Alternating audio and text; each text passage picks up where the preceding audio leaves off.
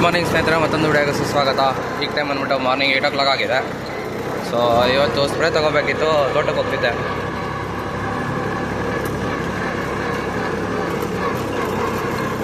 So ಇವತ್ತು ಬಂದ್ಬಿಟ್ಟು fruit size improve ಮಾಡ್ಕೊಳ್ಳೋದಕ್ಕೆ ಸೊ ಸ್ಪ್ರೇ ತೊಗೋತಿರೋದು. ಸೊ ಯಾವ್ಯಾವ ಸ್ಪ್ರೇ ತೊಗೋತಿದ್ದೀನಿ ಅಂತ ಅಂದ್ಬಿಟ್ಟು ಬ್ರ್ಯಾಂಡ್ ಸಮೇತ ತೋರಿಸ್ತೀನಿ. ಸೊ ನನಗೆ ಸ್ವಲ್ಪ ರಿಸಲ್ಟು ಕಾಣಿಸ್ಕೊಂತು. ಸೊ ಲಾಸ್ಟ್ ಇಯರ್ ಸ್ಪ್ರೇ ತೊಗೊಂಡಿದ್ದೆ. ಸೊ ಅದಕ್ಕೋಸ್ಕರ ಈ ವರ್ಷವೂ ಅದೇ ಥರ ಸ್ಪ್ರೇ ತೊಗೊಳ್ಳೋಣ ಅಂತ ಅಂದ್ಬಿಟ್ಟು ಸ್ಪ್ರೇ ತೊಗೊಳೋದಕ್ಕೆ ಹೋಗ್ತಿದ್ದೀನಿ ತೋಟಕ್ಕೆ.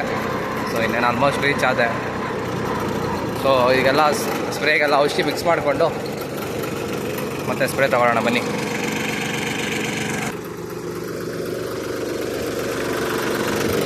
ಸೊ ಇವತ್ತು ಬಂದುಬಿಟ್ಟು ಸ್ವಲ್ಪ ಫ್ರೂಟ್ ಸೈಜು ಕಡಿಮೆ ಕಾಣಿಸ್ತಿದೆ. ಮತ್ತು ಮೇಯ್ನ್ ಮೋಡಗಳಿರೋದ್ರಿಂದ ಸೊ ವಾಟರ್ ಸಾಲಿಬಲ್ ಕೊಡೋದ್ರಿಂದ ಏನು ಯೂಸ್ ಇಲ್ಲ. ವಾಟರ್ ಸಾಲಿಬಲ್ ಕೊಟ್ಟರು ಅಷ್ಟೊಂದು ಗಿಡ ತಗೊಳ್ಳಲ್ಲ.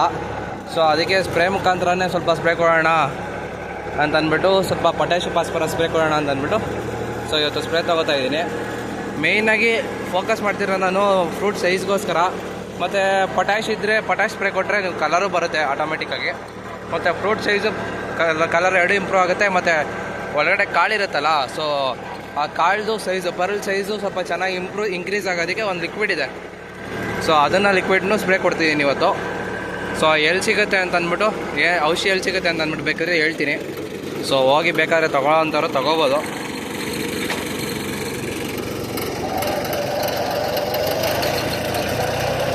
ನೋಡಿ, ಏನೇ ಆಗಲಿ ಸ್ವಲ್ಪ ಸೈಜಸ್ ಕಡಿಮೆ ಇದೆ. ಫಸ್ಟ್ ಸೆಟ್ಟಿಂಗ್ ಸ್ವಲ್ಪ ಚೆನ್ನಾಗಿ ಸೈಜ್ ಬಂದಿದೆ. ನೋಡಿ ಇಲ್ಲಿ ಫಸ್ಟ್ ಸೆಟ್ಟಿಂಗ್ ಇದೆಲ್ಲ, ಇಲ್ಲಿ ಇದೆಲ್ಲ ಕಾಣಿಸ್ತಿದೆಲ್ಲ ಎಲ್ಲ ಫಸ್ಟ್ ಸೆಟ್ಟಿಂಗು. ನೋಡಿ ಇದೆಲ್ಲ second setting. So second setting ಕಾಯಿ ಸೈಜು ಸ್ವಲ್ಪ ಕಡಿಮೆ ಇದೆ, ಜಾಸ್ತಿನೇ. ಸೊ ಫಸ್ಟ್ ಸೆಟ್ಟಿಂಗ್ ಆಗಿರೋವಂಥದ್ದು ಆಲ್ಮೋಸ್ಟ್ 250 ಮೇಲೆ ರೀಚ್ ಆಗಿದೆ. ಎಲ್ಲ ಆಲ್ಮೋಸ್ಟ್ 200+ ಇದೆ ಫಸ್ಟ್ ಸೆಟ್ಟಿಂಗ್ದೆಲ್ಲ. ಸೊ ಸೆಕೆಂಡ್ ಸೆಟ್ಟಿಂಗ್ ಮಾತ್ರನೇ ಸ್ವಲ್ಪ ಸಣ್ಣ ಅನಿಸ್ತಿರೋದು ಈ ಸರಿ. ಸೊ ಅದಕ್ಕೆ ಇವತ್ತು ಸ್ವಲ್ಪ ಸ್ಪ್ರೇ ಕೊಟ್ಟರೆ ಒಳ್ಳೆಯದು ಅಂತ ಅಂದ್ಕೊಂಡೆ. ಸ್ವಲ್ಪ ವೆದರು ಬೇರೆ ಚೆನ್ನಾಗಿತ್ತು. ಸೊ ಅದಕ್ಕೋಸ್ಕರ ಸ್ಪ್ರೇ ಕೊಟ್ಬೇಡ ಅಂತ ಅಂದ್ಬಿಟ್ಟು ಬಂದಿದ್ದೀನಿ. ಸೊ ತೋರಿಸ್ತೀನಿ ನೋಡಿ ಏನೇನು ಸ್ಪ್ರೇ ತೊಗೋತಿದ್ದೀನಿ ಅಂತ. ಸೊ ಫಸ್ಟು ಬಂದ್ಬಿಟ್ಟು ರೆಕಾಲ್ಟೋ ಕಂಪ್ನಿಯವ್ರದ್ದು 0946 ಅಂತ ಬಂದಿದೆ. ನೋಡಿ ಇಲ್ಲಿ ಕಾಣಿಸಿದ್ಯಾ? ರೆಕಾಲ್ಟೋ fertilizer force build NPK 0946. So 9% phosphorus ಇರುತ್ತೆ, 49% ಪೊಟ್ಯಾಷಿಯಮ್ ಆಕ್ಸೈಡ್ ಇರುತ್ತೆ. ಸೊ ಇದರಲ್ಲಿ ಫಾಸ್ಫರಸ್ಸು ಮತ್ತು ಪೊಟ್ಯಾಷ್ ಎರಡೂ ಇರುತ್ತೆ. ಮತ್ತು ಇದು ರೆಕಾಲ್ಟೋ ಕಂಪ್ನಿ ಇದೆ ನೋಡಿ, biostimulant, plant biostimulant. So ಇದು ಅಷ್ಟೇ, ಇದಕ್ಕೆ ಏನು ವೆಜಿಟೇಟಿವ್ ಗ್ರೋತ್ಗೆ ಚೆನ್ನಾಗಿ ಕೆಲಸ ಮಾಡುತ್ತೆ. ಮೇಯ್ನಾಗಿ ರಿಪ್ರೊಡಕ್ಟಿವ್ ಮತ್ತು ವೆಜಿಟೇಟಿವ್ ಗ್ರೋತ್ ಎರಡೂ ಚೆನ್ನಾಗಿ ಕೆಲಸ ಮಾಡುತ್ತೆ ನೋಡಿ ಇದು. ಸೊ ಇದು ಬಂದ್ಬಿಟ್ಟು ಇದು ಎರಡು ಸ್ಪ್ರೇ ತಗೋತಿರೋದು ಇವತ್ತು. ಸೊ ಇದು ಬಂದುಬಿಟ್ಟು ಲಿಕ್ವಿಡ್ ಬಂದುಬಿಟ್ಟು 2 ml per ಲೀಟ್ರು. ಸೊ ಮತ್ತು ಇದು ಪೌಡ್ರ್ ಬಂದುಬಿಟ್ಟು ಇದೆಯಲ್ಲ 0946, ಇದು 2.5 grams per ಲೀಟ್ರು. ಸೊ ಎರಡು ಇವತ್ತು ಸ್ಪ್ರೇ ತಗೋತಾ ಇದ್ದೀನಿ. ಸೊ ಎಲ್ಲ ಮಿಕ್ಸ್ ಮಾಡ್ಕೊಂಡು ಸಿಗ್ತೀನಿ ಮತ್ತೆ. ಸೊ ಈಗೆಲ್ಲ ಮಿಕ್ಸಿಂಗ್ ಎಲ್ಲ ಮುಗೀತು. ಸೊ ಸ್ಪ್ರೇ ತಗೊಳ್ಳೋಣ ಬನ್ನಿ. ಸೊ ಆದಷ್ಟು ಸ್ವಲ್ಪ ಚೆನ್ನಾಗಿ ಕವರೇಜ್ ಆದರೆ ಒಳ್ಳೆಯದು. ಸೊ ಎಲ್ಲ ಎಲೆಗೆ ಬಿದ್ದಷ್ಟು ನಮಗೆ ಪೊಟ್ಯಾಷಿಯಮ್ ಮತ್ತು ಫಾಸ್ಫರಸ್ ಏನು ಕೊಡ್ತಾಯಿದ್ದೀವಿ ಸ್ಪ್ರೇ, ಸೊ ಅದು ಎಲ್ಲ ಎಲೆನೂ ತೊಗೊಳುತ್ತೆ, ಕ್ಲೀನಾಗಿ ಅಬ್ಸರ್ವ್ ಮಾಡುತ್ತೆ. ಸೊ ನಮ್ಗೆ ರಿಸಲ್ಟ್ಸ್ ಅವಾಗ ಸ್ವಲ್ಪ ಜಾಸ್ತಿ ಕಾಣಿಸುತ್ತೆ. ಸೊ ಅದಕ್ಕೆ ಕ್ಲೀನಾಗಿ ಕವರೇಜ್ ನೋಡಿ ಯಾವ ಥರ ಹೋಗ್ತಿದೆ ಅಂತ ಸ್ಪ್ರೇ ಕಾಣಿಸ್ತಿದೆಯಾ? ಸೊ ಈ ಥರ ಸ್ಪ್ರೇಗೆ ಸ್ವಲ್ಪ ಚೆನ್ನಾಗಿ ಕವರೇಜ್ ಆಗೋ ಥರ ಸ್ವಲ್ಪ ಪ್ರೆಷರ್ ಜಾಸ್ತಿ ಕೊಟ್ಕೊಂಡು ಸ್ಪ್ರೇ ತೊಗೋಬೇಕಾಗುತ್ತೆ.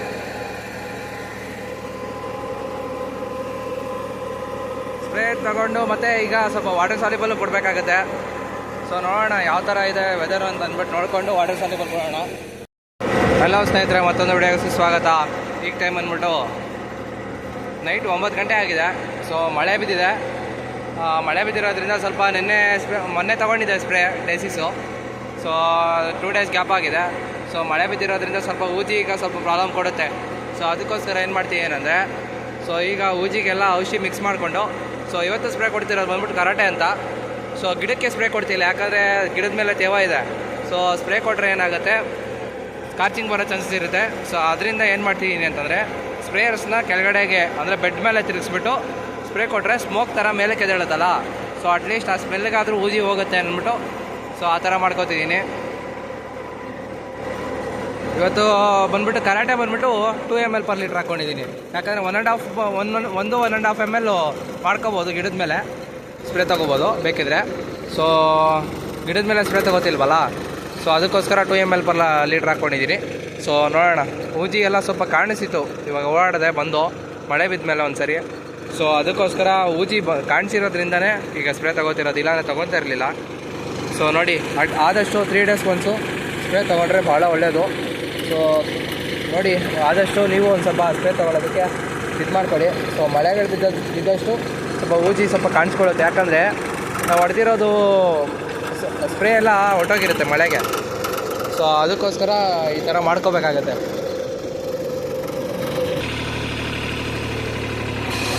ನೋಡಿ, ಈ ಥರ ಸ್ಪ್ರೇ ಬರ್ತಾಯಿದೆ. ಸೊ ಫುಲ್ ಕೆಳಗಡೆ ನೆಲಕ್ಕೆ ತಿರ್ಸ್ಬಿಟ್ಟಿದ್ದೀನಿ. ಸೊ ಈ ಕಡೆನೂ ಅಷ್ಟೇ ನೋಡಿ, ಫುಲ್ ನೆಲಕ್ಕೆ. ಸೊ ನೆಲಕ್ಕೆ ಸ್ಪ್ರೇ ಹೋಗೋದು ನೋಡಿ, ಕಾಣಿಸ್ತಿದ್ಯಾ? ಸೊ ನೆಲಕ್ಕೆ ಸ್ಪ್ರೇ ತಿರ್ಗಿಸ್ಬಿಟ್ಟು ತೋಟ ಎಲ್ಲ ಸ್ಮೆಲ್ ಬರೋ ಥರ ಹೊಡಿತೀನಿ. ಸೊ ಫುಲ್ ಎಲ್ಲ ಲೈನ್ಗೂ ಹೊಡಿಯಲ್ಲ, ಸೊ ಲೈನ್ ಬಿಟ್ಟು ಲೈನ್ ಹೊಡಿತೀನಿ. ಯಾಕಂದರೆ ಸೊ ಈ ಕಡೆ ಒಂದು ಕವರ್ ಆಗಿರುತ್ತಲ್ಲ, ಸೊ ಅದನ್ನ ನೆಕ್ಸ್ಟ್ ಲೈನ್ಗೆ ಬೇಕಾಗಲ್ಲ, ಅದು ಪಕ್ಕದ ಲೈನ್ ಬೇಕಾಗುತ್ತೆ. ಸೊ ಲೈನ್ ಬಿಟ್ಟು ಲೈನು ಈಗ ಸ್ಪ್ರೇ ತೊಗೊಂಡು ಕ್ಲಿಯರ್ ಮಾಡ್ಕೊಳ್ಳೋಣ ಬನ್ನಿ.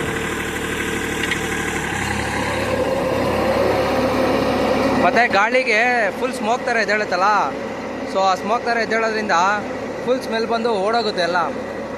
ಸೊ ಅದಕ್ಕೋಸ್ಕರನೇ ಮೇಯ್ನಾಗಿ ಹೊಡಿತಾ ಇರೋದು ಈಗ ಸ್ಪ್ರೇ. ಆದಷ್ಟು 3 days once ಸ್ಪ್ರೇ ತೊಗೋತಾಯಿರಿ ಅಂತ ಅಂದ್ಬಿಟ್ಟು ಇವತ್ತಿನ ವಿಡಿಯೋ. ಸೊ ವಿಡಿಯೋ ಇಷ್ಟ ಆಗಿದ್ರೆ ಲೈಕ್ ಮಾಡಿ, ಶೇರ್ ಮಾಡಿ, ಸಬ್ಸ್ಕ್ರೈಬ್ ಮಾಡ್ಕೊಳ್ಳಿ. So thanks for watching the video.